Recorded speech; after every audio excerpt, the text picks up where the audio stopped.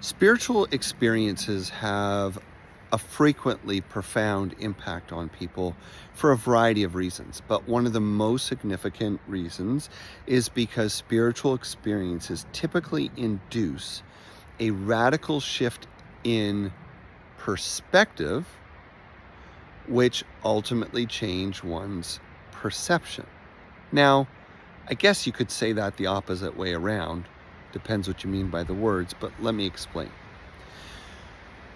Regardless of the type of spiritual experience, and I outlined 7 key categories of spiritual experience in my new book, 7 Gateways of Spiritual Experience, we find that in all of these experiences, if you take the time to contemplate the experience, if you take the time to question and integrate the experience, you will find that your perception of reality is temporarily changed during those experiences.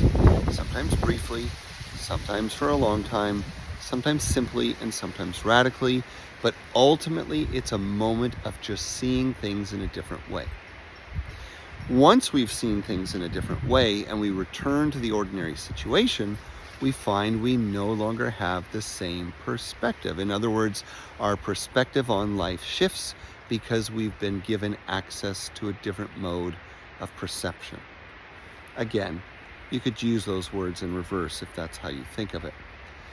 When we look at addiction counseling and addiction therapy and recovery, for example, very often, and some clinicians would even argue most of the time, radical improvements in the treatment of addiction comes when the person, the client, the patient, person dealing with addiction, has 2 things in place.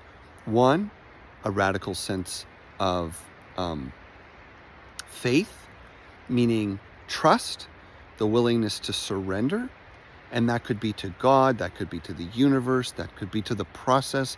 But there is a deep sense that something greater is guiding their life and that they can release their addiction, their habits, and their desire for control to that higher order.